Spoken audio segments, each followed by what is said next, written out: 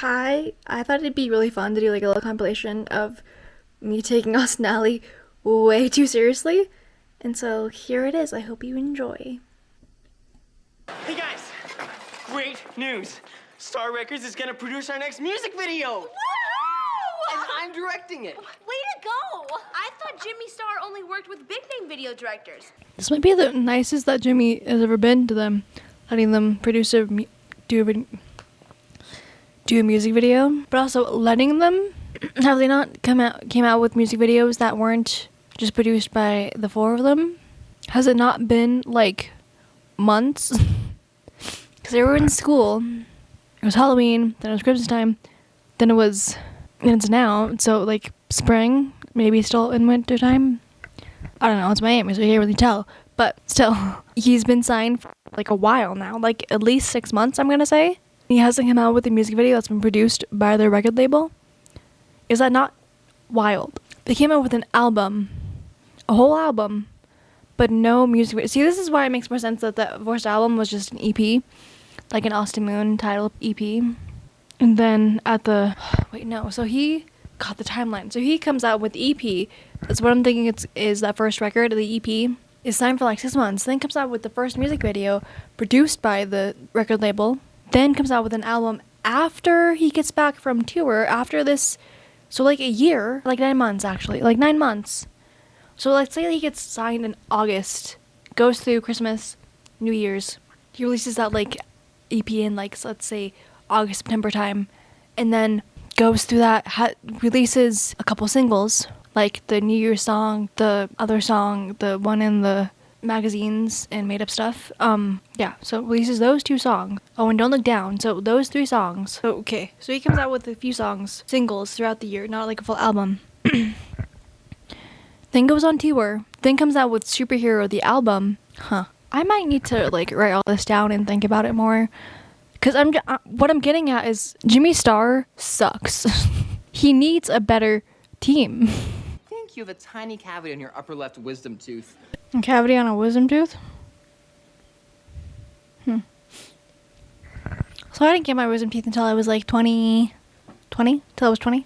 Yeah, I think I was 20 when I got them out. So when did you guys get your wisdom teeth out? Because I feel like I was pretty old. Don't they wait longer now? Instead of like, so they have to like dig? They wait until they like pop the gum? Or like almost?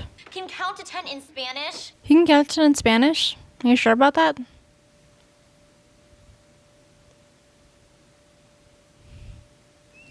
Not entirely sure about that. Whoa! They rearranged Sonic Boom a lot. I wonder like what the actual reason is to like rearrange the store so much. Like why they do that. Like why they don't keep the set the same. I feel like there's slight differences like every episode. I have to tell someone! Hey, stranger! Allie likes Austin. Okay. Now your secret's safe with me. Okay, hold on. He's a celebrity though, and granted, she didn't say Austin Moon, so it could just be random Austin. But still, you're in Miami and in the area where Austin has to be known to like go to regularly. Again, I don't know how he's not being swarmed with people with how his career trajectory has gone. How is he not can't be a normal person and hang out where he's always been hanging out? That would never fit on a chain. So no one notices that she puts on the Kira necklace?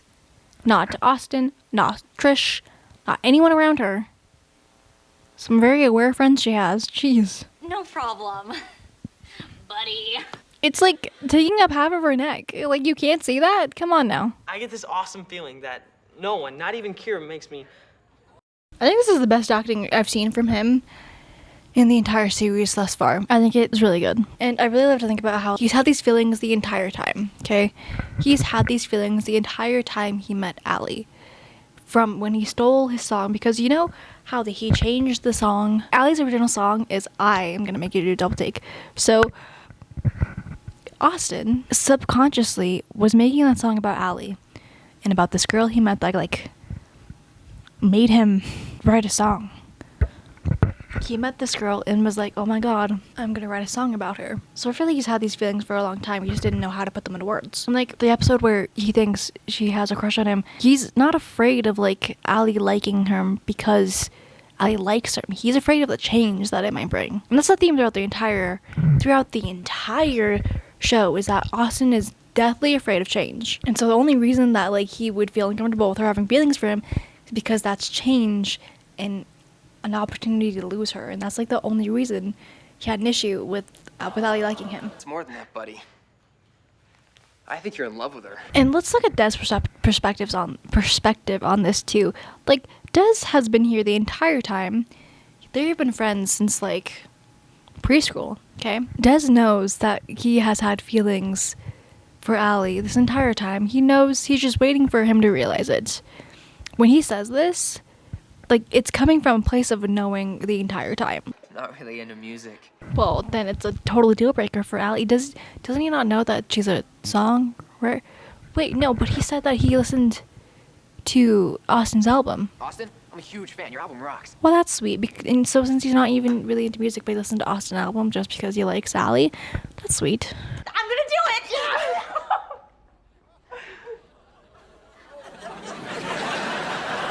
Okay, that didn't even they should have like lasted a little longer because their regular hugs, even from season 1, were pretty dang long, you know? So everybody standing here awkwardly doesn't make quite enough sense for them. It doesn't warrant the awkwardness. Unless the awkwardness is coming from them having feelings for each other and like, oh. Blame me for having doubts? If I was Kira in this situation, just let it go. Just take yourself out of the equation.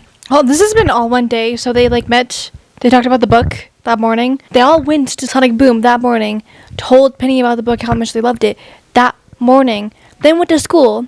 Austin decided that he was going to be with Kira, and then goes right after school and tells her this, and Allie's practicing. This is all the same day. It's wild. Austin. Why is she here? How did she know that they were there? 1, 2. I get you wants to tell him, but why would she, wait a day. Wait 1 day. It's been, is this a new day? Don't know if this is a new day. It might be that night, or it might be the next day. So maybe it's the next day and she's coming in. Anyway, still, she could have done this other times. And I know it's for the plot. I know. And it makes sense for the plot. But in my head, I want it to be different. I thought about it. Again, why is she there? Why did she know to be there? It's been like 1 day or 2. Still not entirely sure.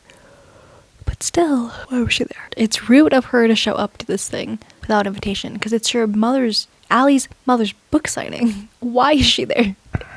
Anyway, it's for the plot. They would have made it a little more entertaining if they had that kiss like outside of Sonic Boom.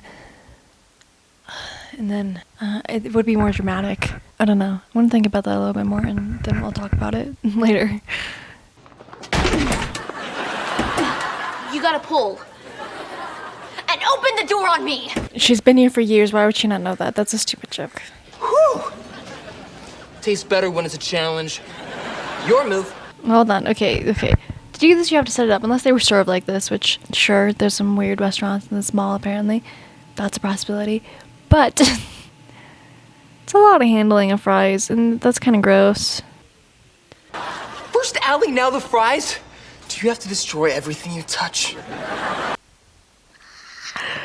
Oh, gosh, Des, that's kind of rude right when he lost a chance at his crush. Also, I wonder what the time frame is. From, like, what episode did we meet Kira?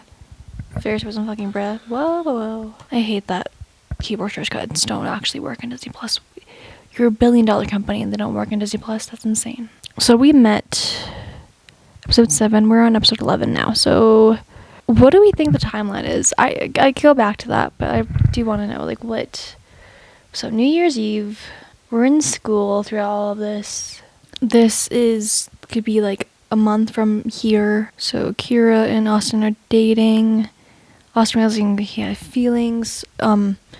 This is within a week. Within 3 days. So a month, a week, 2, 3 days. Because it's the day that Austin realizes he has feelings for Allie. After that, he gets jealous of Teen Wolf dude. Forgot his name. Then they write the song, and then it's the whatever day because they're in different clothes. And then so like the Des and Trish like have made progress, and the next day, that's Des and Austin's talk where Ali walks in on Austin saying that he's gonna choose Kira. Then he chooses Kira the same day or next day, not entirely clear. Ali conquers the stage fright. They kiss. The next day is now, right? Yeah, it's the next day. We kissed last night. Yeah. And maybe Kira and Austin haven't been dating for more than a month. Maybe it's been like 2 weeks. It could be just 2 weeks. No, because I went on a few dates. Because they went to the carnival date. They went to the first ruined date by Ali. And I feel like that's got to be at least a week in between. So a week in between this episode and this episode. So let's do 3 weeks at most then that they've been like kind of dating. Which, ought not to tell your father. Ought not to tell parents of any kind. It makes sense because Jimmy Star is his record label. Which, again, that's a whole ethical debacle of dating your boss's daughter. Is that what a head of a record label is considered, like a boss for artists? I have really no clue. I have no idea how that works. It's like a boss's daughter. Isn't that what Trish said? Like dating your boss's daughter? Head of your record label's daughter is what she said. I forgot where I was going with this again. Disclaimer, I just got better from having a really rough stomach flu and like losing every fluid in my body. So I could still be dehydrated and like my brain's not firing in all levels. That's like normal for any day because of the chronic illness, but a lot of these just gonna be trailed off. I have no clue what I was saying with this. Oh.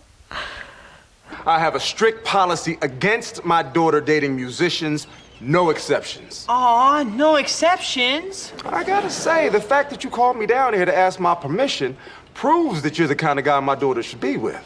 I'm sorry you feel that way. Wait, what? I gotta say, it would be weird to have one of your musicians date your daughter. It's weird for them to know your daughter. It was weird for her to star in his music video as a love interest, actually. Like, he's his big-time record label, right? In Florida, which is weird for... Is that weird? I feel like it's weird. I feel like big-time record labels need to be in, like, California.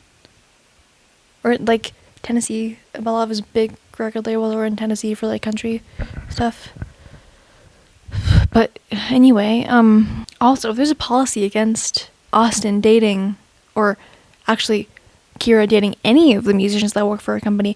And he didn't even say musicians that work for him. He said just musicians in general, which, fair. They usually have some soft ethics when it comes to dating and, you know, like the groupie thing. But, yeah, that's weird to make an exception.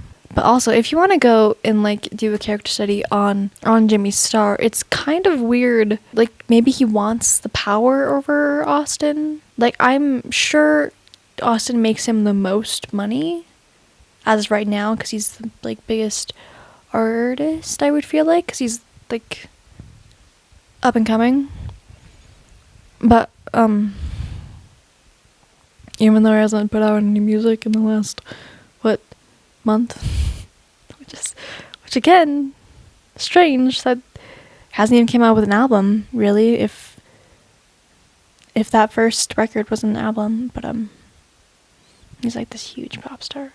It also calls into question like ethics of Kira too. Like, is she in line or like gonna get his record label when he dies? Is that like a thing? Or like work for him? That also, like, again, weird power dynamics in relationship. That's always like a iffy thing. But again, like, Jimmy Star's power over him after he starts dating his daughter.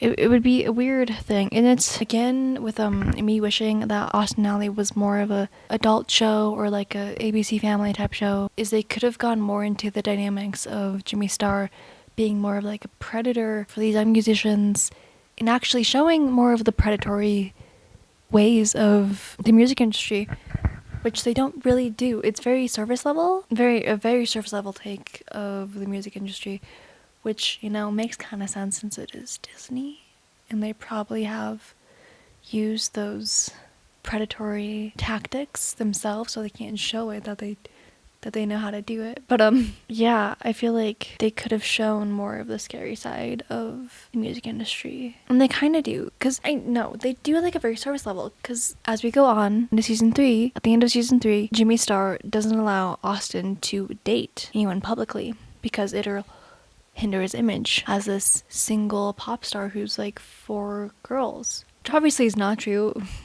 It's these girls who are like hardcore fans of these male pop stars don't care about their girlfriends, and it's kind of scary. They're very weird about it at some point. That's another conversation. But anyway, so it would have been more interesting to go more into that and seeing, because Jimmy is a villain. We don't say that he is, but for one, every conversation he has before getting Austin to his label is not with his parents, and he's 15 years old. 2, his record release party is in a club, and he's 15 years old. In fact, they go to a couple situations where they're in clubs a couple of times, and they are 15 years old. See, there could have been if this was not a kids show, there could have been some really interesting plot lines with them being in adult spaces when they're 15 years old. Well, I hope you enjoyed this. Here is the season 1 compilation. If you missed anything, and here is the last video. I will see you next week. Bye.